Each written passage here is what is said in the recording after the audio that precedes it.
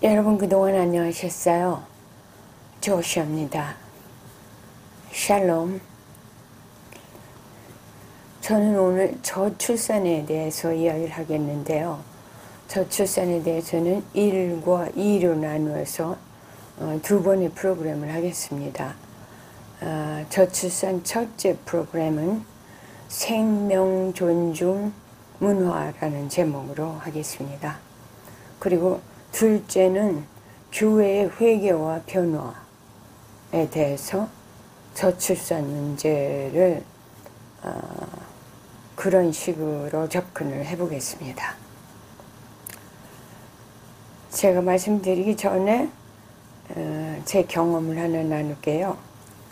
텍사스에 제 딸이 공부를 하고 있는데 지난 봄에 2024년 봄에요. 가서 같이 기도를 했습니다. 근데 기도를 시작을 하자마자 저희 딸이 엄마 내가 시작하자마자 단어를 하나 말씀해 주시는데 selfishness라는 단어야 이래요. 그래서 그게 뭔가 생각하니까 저출산은 결국은 인간의 뭐라 그러죠? selfishness, 이기적인 원인으로 되는 거다. 이런 말씀이에요. 그래서 주님께서 우리에게 말씀하실 때는 성경에서도 그렇죠. 아주 간단 명료하게 이야기를 하셔요. 이것도 마찬가지입니다. 이기적인 원인에서 출산을 하기를 원하지 않는다. 그 얘기예요. 그럼 지금 사회적으로 되고 있는 저출산 분석과 또 그것의 해결 방법 이런 것에 대해서 제가 얘기를 해보겠습니다. 여러 가지 원인을 이야기해요. 사회적인 접근에서 일이 너무 많다. 그래서 장시간 일을 하고 가족의 시간이 없고 남녀의 시간이 같이 없다는 얘기죠. 그리고 저녁 있는 주말도 없다 뭐 이런 식이에요. 그래서 일의 시간을 줄여라 뭐 4일로 하자 이런 말이 미국에서도 뭐 매해 나오는 이야기예요. 의회에 가면은 버니 샌더스라는 민주당 상원인데 그분이 주로 얘기하시는 얘기예요. 주 4일로 하자. 유럽이 주 4일로 했죠. 그래서 유럽이 지금 어떻게 되고 있습니까? 여러분 그 결과는 아시죠? 그 다음에 또 아이를 기를 만한 집이 없다. 젊은이들이 집이 너무 집값이 비싸서 또 학비가 너무 비싸서 더구나 한국 같은 환경에서는 아이를 낳을 수가 없다. 애 낳는데 너무 기르는데 돈이 너무 많이 든다. 그러니까 정부가 뭐 지원을 아주 팍팍 밀어줘가지고 학비 무상, 집도 그냥 주고 그런 거예요. 그 다음에 미혼모를 지원해서 아기를 낳게 하자. 그러면 이제 국가적으로 지원을 한다는 얘기죠. 그 다음에 동거 남녀에서 난 아기들을 낳도록 장려를 하고 그들도 밀어주자. 그런 얘기들을 하고 있어요. 근데 잠깐 멈추고요. 우리가 생명경시의 사인들을 한번 보죠. 생명경시의 사인들은 낙태, 안락사, 그 다음에 동성애, 트랜스젠더, 젠더를 아이 마음대로 바꾼다. 그거죠. 생명경시 사상이에요. 생명이 뭐 그렇게 중요한 거 아니에요. 왜냐하면 하나님이 창조하셨다는 그 원리를 인정을 하지 않기 때문이죠. 그 다음에 또 하나는 과대한 동물 애호. 그걸 하다 보니까 애 대신 동물을 길러서 특히 집에서요. 그러면서 출산에는 관심이 적어지는 거죠. 그래서 이런 일들을 생각할 때요. 성경적으로는 그것이 어떤 건가?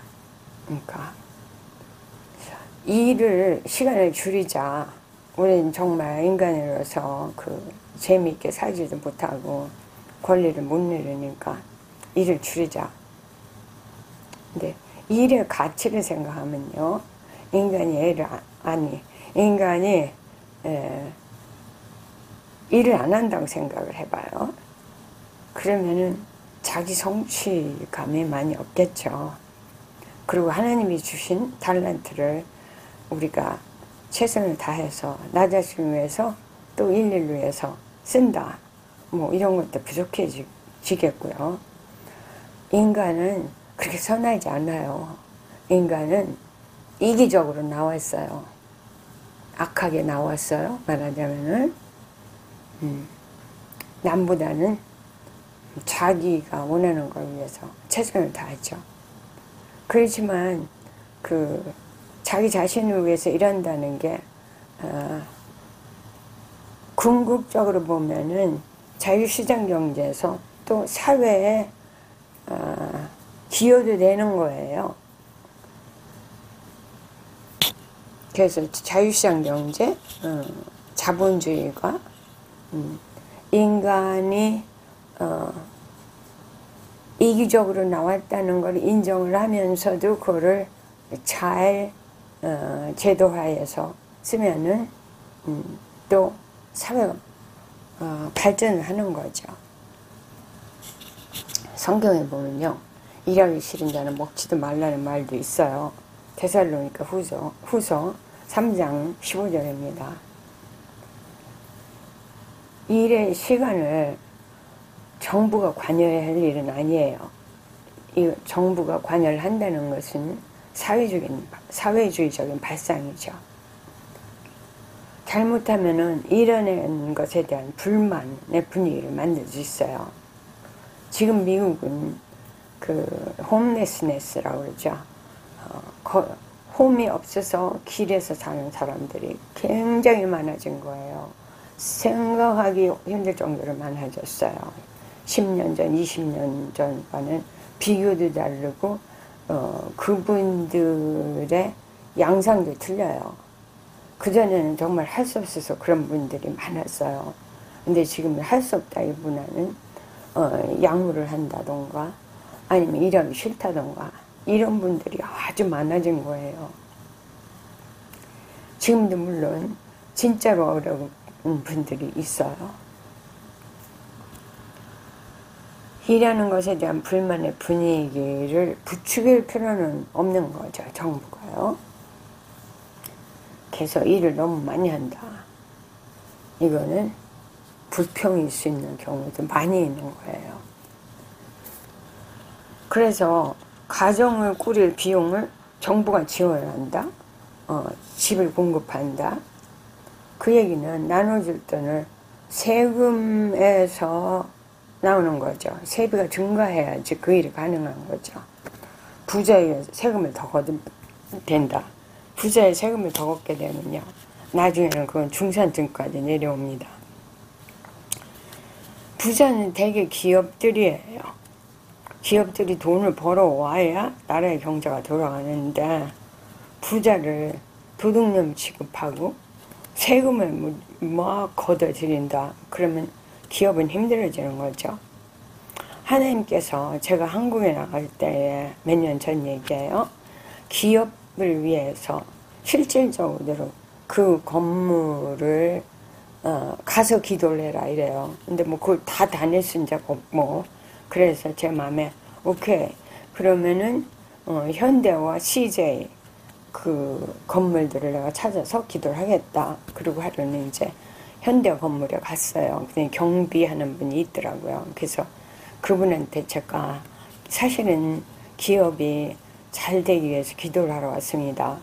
그랬더니 그분이 너무 좋아하는 거예요.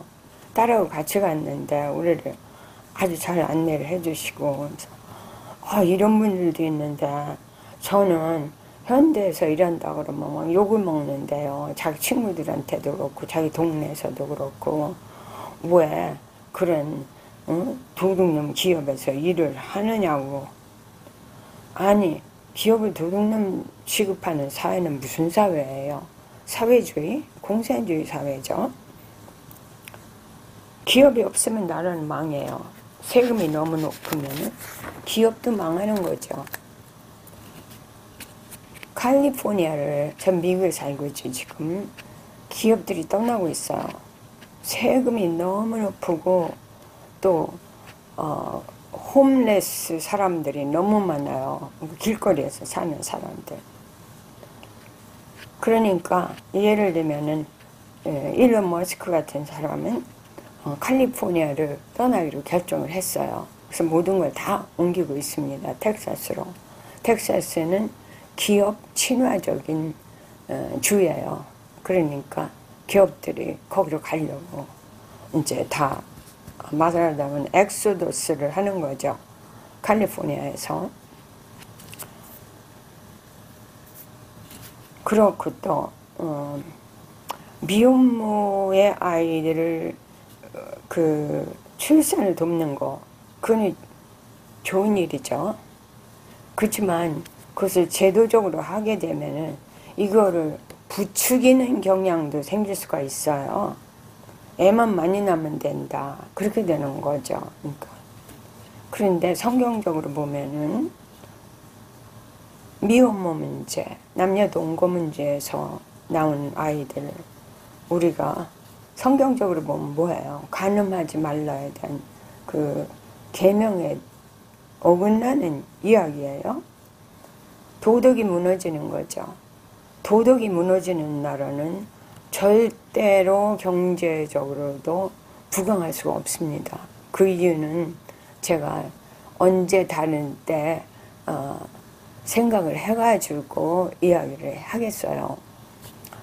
미국이 최근까지도 세계에서 그래도 존경을 받았다는 것은 미국의 도덕이 무너지지 않았기 때문이에요. 인간적으로 해야 될 일을 해면서 부강해지긴 나라 때문에 이 사람들로부터, 세계 사람들로부터 존경을 받을 수 있었던 거죠. 그러나 그 도덕이 지금 무너지고 있습니다. 상상하기 어려울 정도의 양과 질로 무너지고 있습니다. 지금. 그래서 낙태가 아니라 출산을 선택할 그 제도적인 것이 마련이 되어야 되겠다는 거예요. 낙태를 하게 되면은 인구는 줄어드는 거죠. 그냥 미혼모, 그냥 남녀 동거에서 나오는 아이들이 실제로 통계적으로 많이 낙태가 됩니다. 기르는 환경이 어렵기 때문에 신앙적 환경을 제공할 그런 단체가 누구냐 하면은 교회죠. 이제 이따가 좀 말씀 더 드리겠습니다. 그래서 지금 제가 그 사회적 접근에서 오는 원인과 해결 방법을 말씀을 드렸는데요. 저는 이제는 성경적인 접근에 대해서 말씀을 드리겠어요. 그러면 인간은 어떤 존재입니까? 성경적으로 볼 땐 하나님이 창조하신 존재죠.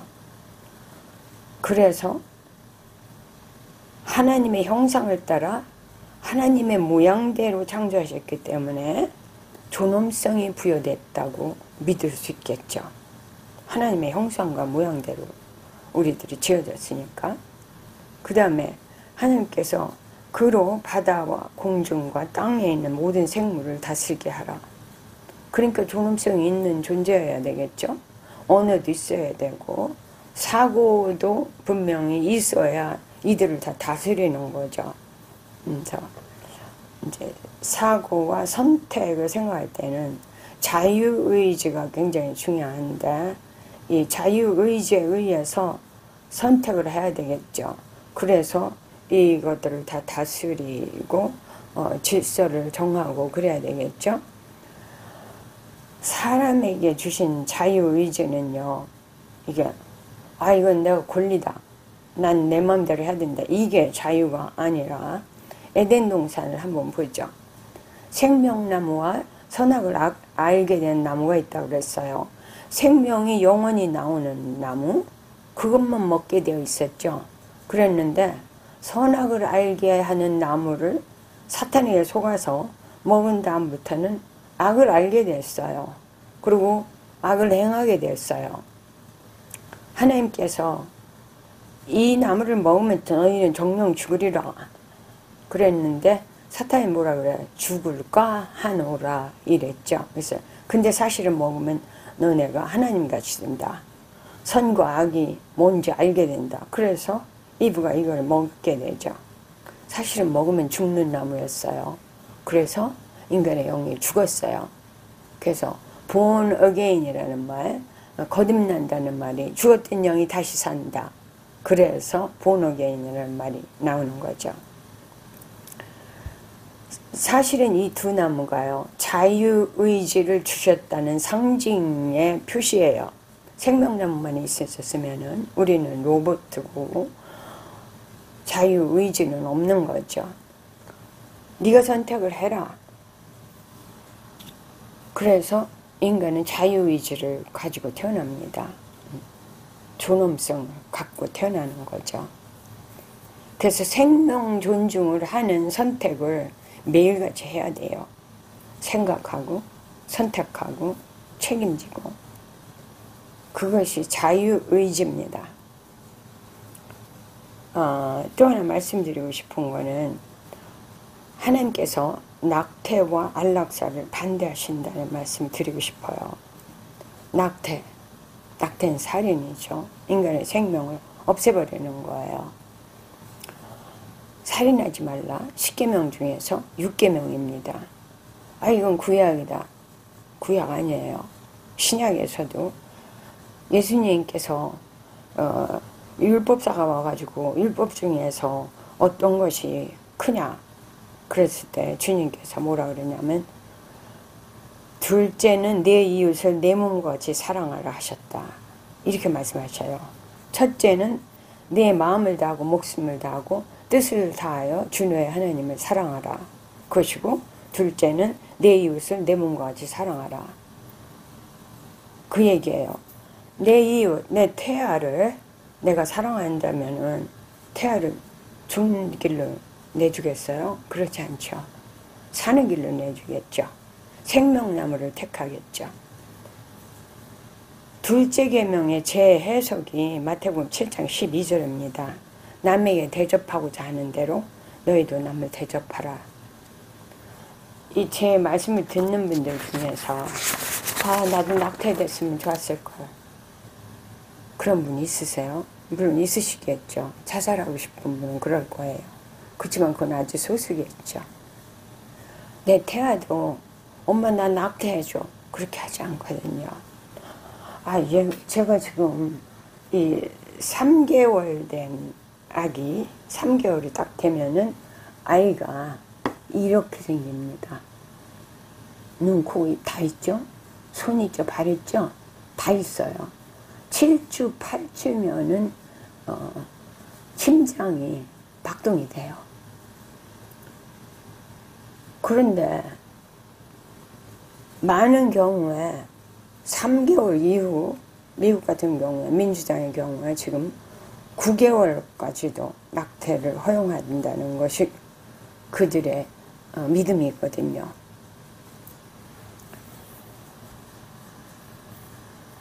낙태 얘기 조금 더 하죠. 2019년에 신생아가 30만 명 태어났어요. 근데 대한산부인과 의사회에 의하면은 그 3배, 그러니까 110만이 그 해에 낙태가 됐다.